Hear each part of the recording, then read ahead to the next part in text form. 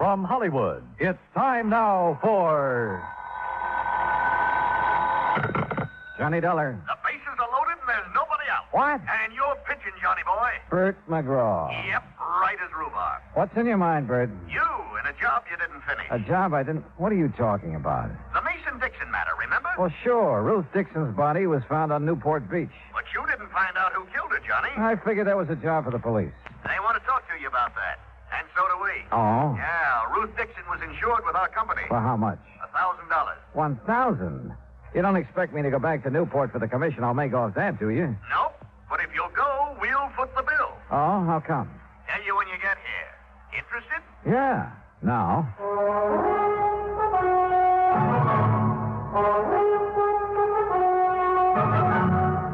Bob Bailey in the exciting adventures of the man with the action-packed expense account. America's fabulous freelance insurance investigator. Yours truly, Johnny Dollar.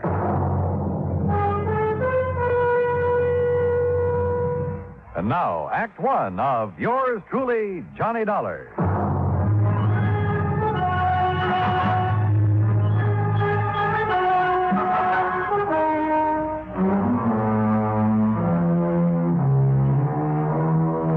Expense account submitted by Special Investigator Johnny Dollar to the Providential Assurance Company, 393 Dewey Avenue, Hartford, Connecticut.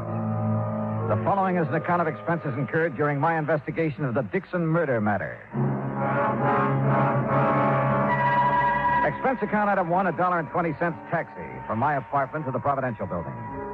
Along the way, I did some thinking. A week ago, a girl's body had been found on Newport Beach. The Masons and the Dixons had each identified it as the body of their missing daughter. I managed to locate the Mason girl. That meant that Ruth Dixon was the girl on the beach. Who had killed Ruth? Well, I didn't figure that was my job. But evidently the branch at Providential did. Why? Well, I hope Bert McGraw would tell me. Oh, Johnny, come in. Morning, Bert. About this Dixon matter. I suppose you're wondering why I was so anxious for you to go back to Newport. Well, I am kind of curious, Bert. Well, I told you, Ruth Dixon was insured with our company. But for only $1,000, you'd save money by paying it off and forgetting it. Maybe. But it isn't that easy. Oh, why not? Because of the Newport police, for one thing. Well, what have they got to do with her insurance? Well, not a thing. But they have got plenty to do with our company and its representatives. And last week, you were one of them. So? So, the Newport police, Captain Lewis of Homicide to be exact, called here this morning. Who's Lewis? Miller was the man I worked with. Lewis took over because Miller didn't follow up on you. And he's very unhappy with you, Johnny. I can't imagine why. No? Well, Captain Lewis says you left Newport without giving his office all the information you had on the Mason girl. The Mason girl? What's she got to do with the Dixon investigation? Well, how should I know? Darla Mason didn't even know Ruth Dixon. Lewis says different. But that's beside the point. We can't afford to have any police department in this country feeling the way the Newport boys do about our investigators. Oh, come on now, Bert. It isn't at all that serious. Johnny, we have to have police cooperation. And we can't force them to cooperate, so we try to build up a sufficient amount of goodwill. But, Bert, No, it's too late to apologize. Who's apologizing? Captain Lewis chewed out my boss. My boss did it to me, and I have orders to do it to you. Okay, so get it over with. Well, I'm almost through. Except that no matter what it costs us, it's going to be worth it to have goodwill restored. You understand? Sure. And whatever you do in Newport, please keep Captain Lewis informed. If you stumble onto something that might lead to the Dixon girl's killer, tell Lewis about it. Okay, Bert, whatever you say. No hard feelings, Johnny. No. Everything's just fine. Oh, good boy. Glad to see you understand. For an expense account like the one you're going to get, I can understand the theory of relativity.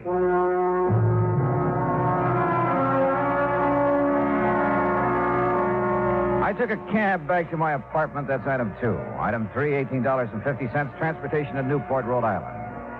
After checking into the Ogden Hotel, I called headquarters. Captain Lewis wasn't in, so I left a message asking him to call me. Then I called the girl in question, Darla Mason. Johnny, hi. What are you doing back in Newport? Oh, just winding up a little unfinished business. Nothing to do with me, I hope. No, not a thing.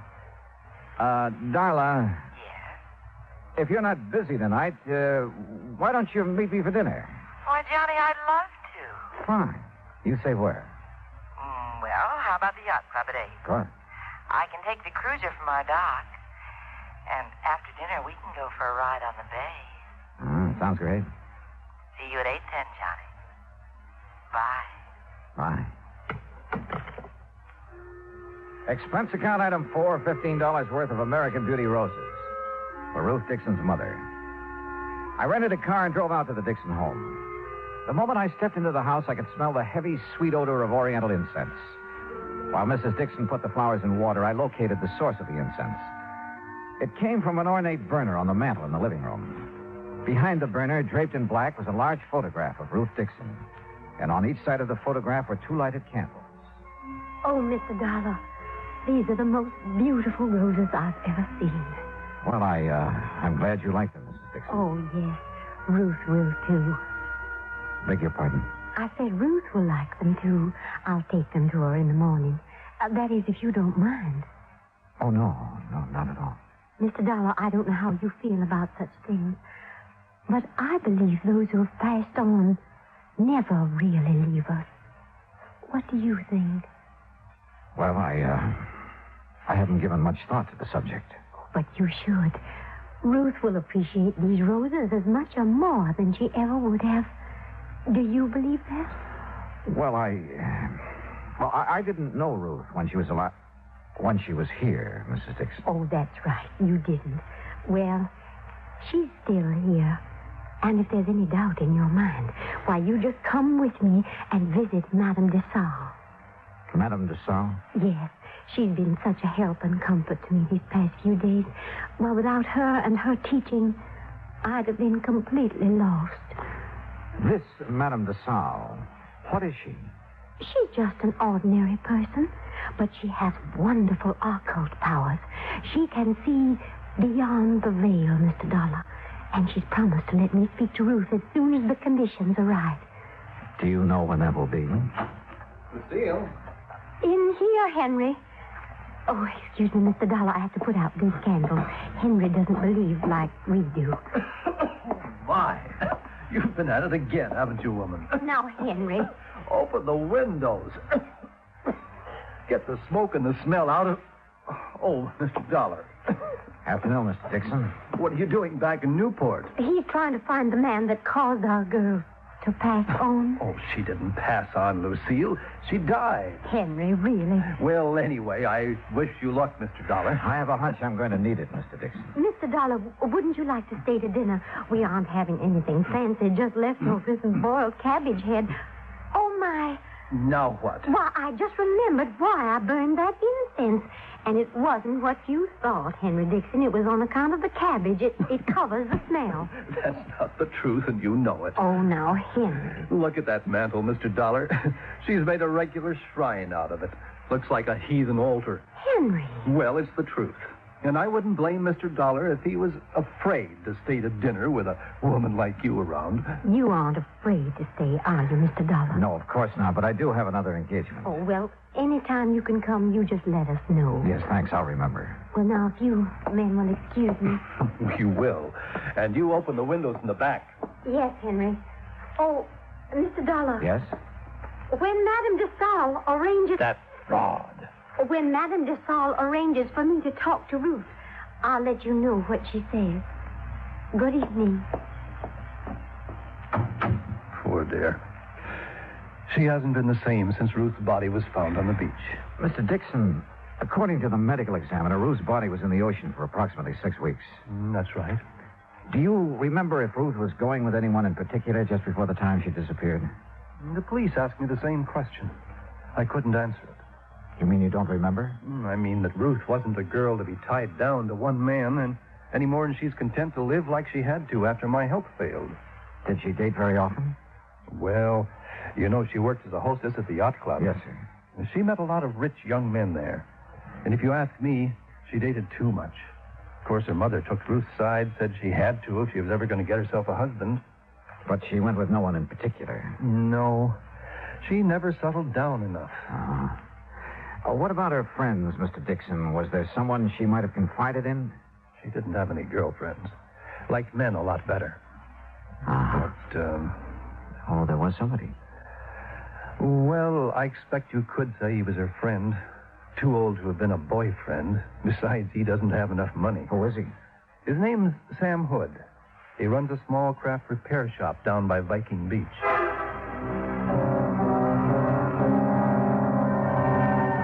Viking Beach is on the Atlantic side of Newport, approximately a mile from Land's End, where the Dixon girl's body had been washed ashore. Once there, I didn't have any trouble locating Sam Hood's repair shop. It was on the end of a large wharf. For a moment, I thought the wharf was deserted. Then I heard it. Below the wharf, sitting low on the water, was an old converted PT boat, and standing on deck, tinkering with the controls, was a heavy-set man wearing thick glasses and greasy dungarees. I was about to call him when he looked up. Afternoon. Hi. Can I help you? Yeah, I hope so. I'm looking for Sam Hood. He ain't here. Gone on his vacation. Oh, fine. Can I do anything for you? I'm his brother, Leroy. Well, yeah, Leroy, maybe you can. You want me to come up, or you going to come down? I'll come down, but how do I do it? Stairs over to your left there. Oh, sure. You're a stranger around here, ain't you? Yep, that's right. Well, I'm always glad to meet up with a stranger. This is such a little bitty place. Most everybody along the waterfront's heard everybody else's stories so many times till they're sick of it. What'd you say your name was? It's Dollar. Johnny Dollar. Well, welcome aboard the Connemore, Mr. Dollar. Connemore? That's an odd name for a boat. Sure is, ain't it? But I found it in a book. Sure fits her, and me, too. What's your line, Mr. Dollar? I'm an insurance investigator. Well, now, that must be mighty interesting work. Yeah, sometimes. You chew tobacco? No, thanks. Oh. Well, I got a brand new plug of brown mule here. Ain't had it out of the wrapper. So if you want some... No, thanks, Roy. You sure missing something? Yeah. Ooh, man, my tooth. You want to take a look around? You go here. Of course, the Connemore ain't no fancy yacht. Excuse me, what did you say? I said the Connemore ain't no fancy yacht, but she's all mine and Sam's, and I'm proud of her. Oh. Where did you say your brother was, Leroy? Sam? Oh, he's visiting our folks down in Augusta. I would have gone, too, but somebody had to stay in mind the store. Yeah. You know when he'll be back? Not for sure. But anything Sam knows about, so do I. We got real runny mouths in our family. Tell me, Leroy, did you know a girl named Ruth Dixon? No one just to tip my hat to. But Sam did. Yes, sir. That gal and Sam, they used to sit up there on the wharf looking out toward Gooseberry Island, and they talk. You know what about? Nope. Get off that railing, you whitewash brother! See ya! Leroy, you told me a moment ago Sam couldn't keep a secret. Well, he said she was full of dreams. Man, you asked me, she wasn't nothing but another two-timing, just like all of them. Oh, that's not a very good opinion of her, Leroy. I can't help it. Sam was crazy for her, but she didn't even let on like she knew it. How did your brother take the news of her death? Oh, just awful. That why he left town? Yep. Does Sam own a .38 revolver, Leroy? Oh, sure. Most everybody who has a boat owns something like that. But, hey, wait a minute. You getting ideas? No, just asking questions. Oh. Well, Sam couldn't have killed her. I know it. What makes you so sure? Well, 'cause he's my brother. And how he was so broke up when he heard about Ruth. Why would you suppose anybody'd want to put a bullet in a pretty gal like that?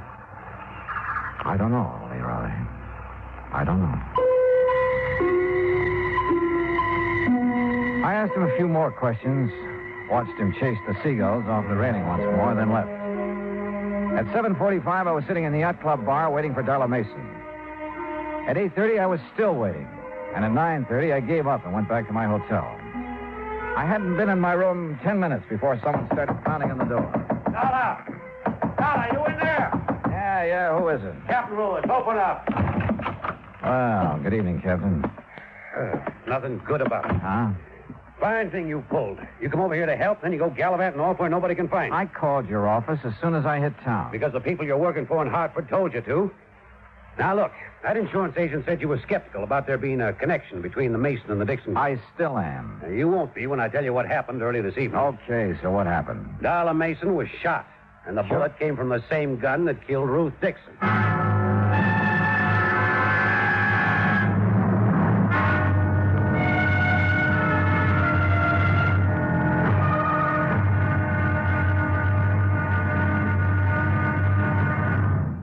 Act Two of yours truly, Johnny Dollar, in a moment. It is a very well-known fact that symbols are important to men everywhere. Whether they be symbols of country, religion, or honor, they're a cherished part of the culture and tradition of all peoples. As in almost all countries of the world, the people of Spain are very religious. And in the Spanish town of Vendrell, the people were having difficulty with a symbol. A 300-pound angel sitting on top of a 150-foot church steeple. The angel had been there since 1784 and needed repairs to keep it from falling down on the heads of the parishioners. But 150 feet is a long way up, and 300 pounds are a lot of weight to bring down. Now, there was a great deal of head-scratching over the problem until someone casually mentioned the problem to someone else who happened to be stationed at the United States Air Force Base in Zaragoza, Spain. It wasn't long before visions of a helicopter came to mind. Because Americans like to help other people everywhere, the Air Force whirlybird lifted the angel from the church steeple, brought it down for repairs, and later returned it to its perch. So grateful were the people of Vendrell for this act of friendly cooperation that they held a mass celebration of American Day to show their appreciation. Television and newsreels carried the story of kindness. So did the newspapers and magazines throughout Spain. This gesture on the part of the United States Air Force created a new symbol, a symbol of friendship and understanding. It became a symbol of freedom, the right of all men everywhere. Now, Act Two of yours truly, Johnny Dollar, and the Dixon Murder Matter. Expense account item 620 cents for 2 cups of coffee at the Eat Right Cafe near my hotel, where Captain Lewis proceeded to give me the details surrounding the shooting of Darla Mason. She had been on her way down to the Mason boathouse, where she'd planned to take the cruiser across the bay to the yacht club. As she neared the boathouse, someone had fired at her, and the bullets that wounded her came from the same gun that killed Ruth Dixon. So there was a connection between the Mason and Dixon girls. And if you want more proof, I have it. Like what? Well, they both spent a good deal of their time at the yacht club. Yeah, but for slightly different reasons. Ruth worked there before she was killed. But she must have known Darla Mason. No, that's no good, Captain. You go to the district attorney with that kind of evidence, and he'll throw you out of his office. He'll want proof they knew each other, and how well. Yeah, I suppose.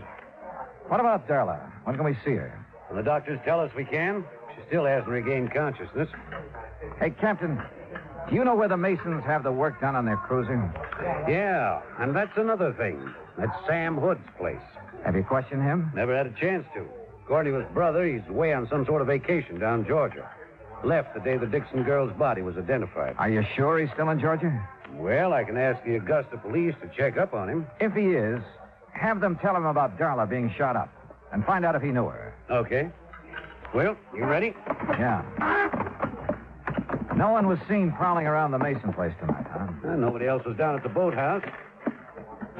Thanks, Johnny. Sure, Captain.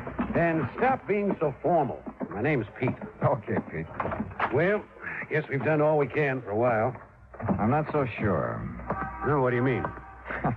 I'm not sure about that either. But I have an idea. Or maybe I ought to call it a hunch. About what? Well, I'd like to sleep on it first, if it's all the same to you. Have I anything to say in the matter? Nope, not a bit. It was late and I was tired, so I did the obvious thing and went to bed. Early the next morning, I called the hospital. Darla Mason had regained consciousness and would recover. But she couldn't be questioned for another 2 or 3 days. So I finished dressing and went down for breakfast. I was crossing the lobby when someone called me.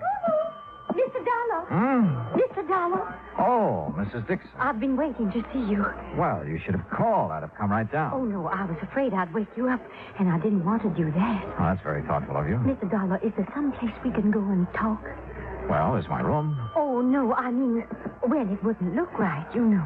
Oh, yeah, well, then, how about over here? Looks like a nice, quiet corner. Yes, this will do nicely. Mr. Dollar, remember I told you about Madame de Salle? Yes, I remember.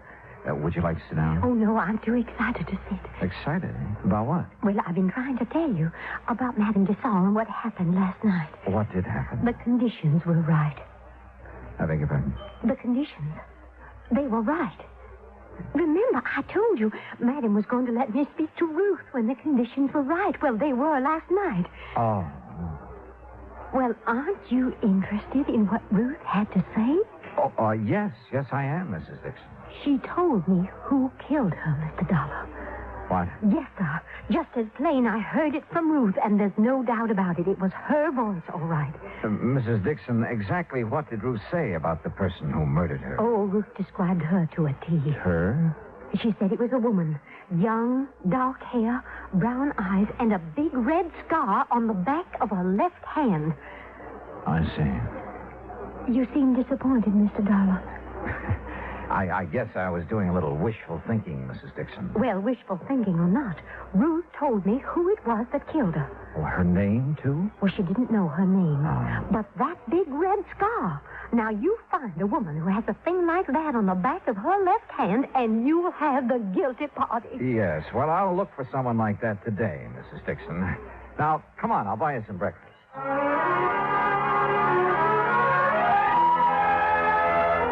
An hour later, back in my room, I put in a call to Captain Lewis. Morning, Johnny. Morning, Pete. Anything new? Well, we heard from the Augusta police. Yeah? Sam Hood's in Augusta, all right. Been there for over a week. Uh-huh. Did they ask him if he knew the Mason girl? Yeah, said he did. Said the Masons used to let him and his brother service a cruiser. Uh-huh. Johnny, when are you going to stop playing games and tell me your ideas? Hunch, you mean, Pete. And I'll tell you just as soon as I get back from the library. The library? Oh, and while you're waiting, call back the Augusta police. Have them get hold of Sam Hood again. What for? Ask him who named his boat. What? Yeah, ask him if it was his idea to name it the Connemore or his brother's. Johnny, are you feeling all right? Never felt better, and I'll see you in about an hour. I found what I was looking for in the library. Then went back to Captain Lewis's office and told him what I was now beginning to believe. While I was there, Sam Hood called from Augusta with the answer to the question the police had asked him. Then I went alone down to the wharf on Viking Beach. Leroy Hood was sprawled lazily over the deck of the Connemore, trying to sleep and at the same time keep an eye on a fishing line he tossed over the side. I started down the steps toward the boat. Well, doggone. Hi there, Mr. Dollar. Ah, morning, Leroy. Man, I sure didn't think you'd be back down here so soon. You know, Sam ain't back yet. Yeah, I know. You having any luck? No. Just making believe. For real fishing, you got to go out beyond Gooseberry Island. Oh, how about taking me someday? Why, sure. Man, you just say the word and we'll go right now. Oh, no. I'm afraid I couldn't do that this morning, Leroy. Well, you just let me know anytime. Yeah.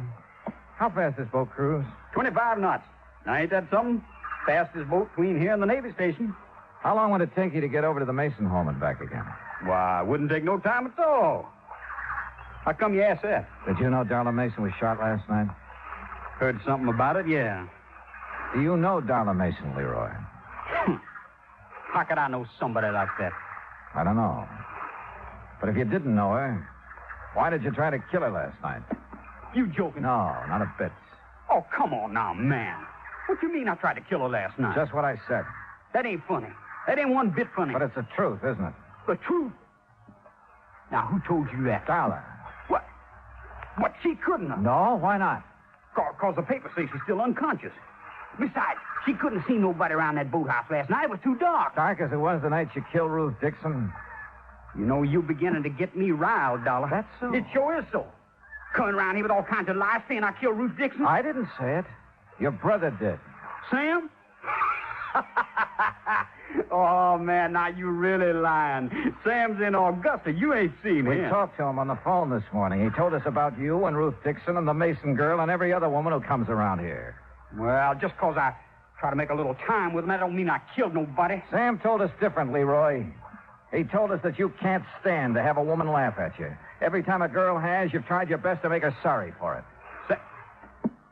You really did talk to Sam? What do you think? But why would he tell on me? Why? He never has before. He didn't want to, Leroy. That's why he left here when he did. He needed time to think. Decide what to do about his brother. About you. What you gonna do about it? What I have to do. take you in. No. Nobody's taking me anywhere I don't want to go. And anybody cries, they're going to be sorry. Leroy! Leroy, come out of there. I'm coming. You look out, dog. You look out. You don't try stopping me. Leroy, come back! No!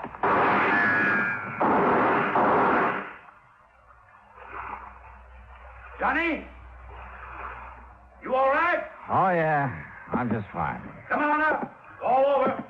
Yeah, Captain. I know. Tell me something. If I can. What put you onto him in the first place? Two things. You see, he liked the girls, wanted to be a lady killer, but they'd only laugh at him, and he couldn't stand that. I see. But the big thing is, what he named this boat, Connemore. I don't get it. Well, a man like Leroy, not much education, he'd have to have a real reason for wanting to name it that. But why? What's so special about that? You ever hear of Bluebeard?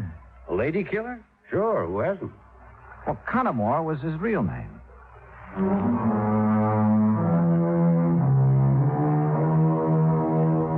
I saw Mrs. Dixon late that same afternoon.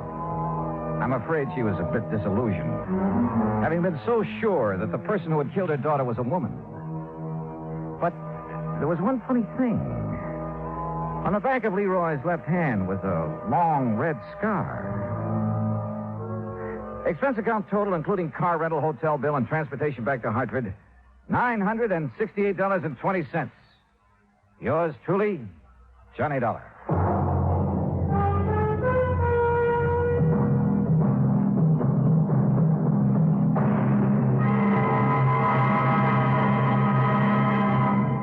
Now, here is our star to tell you about next week's story. Next week, a case that couldn't be solved because there was no solution. And yet, well, join us, won't you? Yours truly, Johnny Dollar.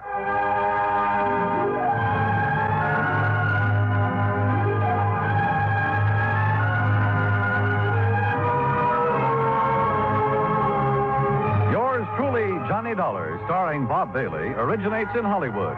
Written by Charles B. Smith, it is produced and directed by Jack Johnstone. Heard in our cast were Gene Tatum, Jeanette Nolan, Frank Nelson, Russell Thorson, Sam Edwards, and Austin Green. Musical supervision is by Amerigo Marino. Be sure to join us next week, same time and station, for another exciting story of yours truly, Johnny Dollar. This is Dan Cubberly speaking.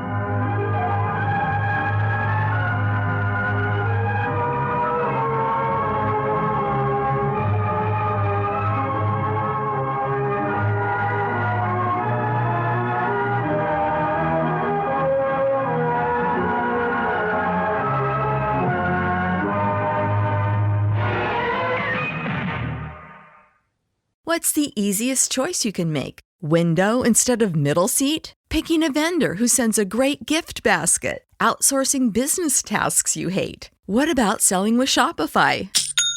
Whether you're selling a little or a lot, Shopify helps you do your thing, however you cha-ching. Shopify is the global commerce platform that helps you sell at every stage of your business. From the launch your online shop stage to the first real-life store stage, all the way to the did we just hit 1 million orders stage. Shopify's there to help you grow. Whether you're selling scented soap or offering outdoor outfits, Shopify helps you sell. Wherever and whatever you're selling, Shopify's got you covered. Sign up for a $1 per month trial period at shopify.com/try. Go to shopify.com/try now to grow your business, no matter what stage you're in. Shopify.com/try.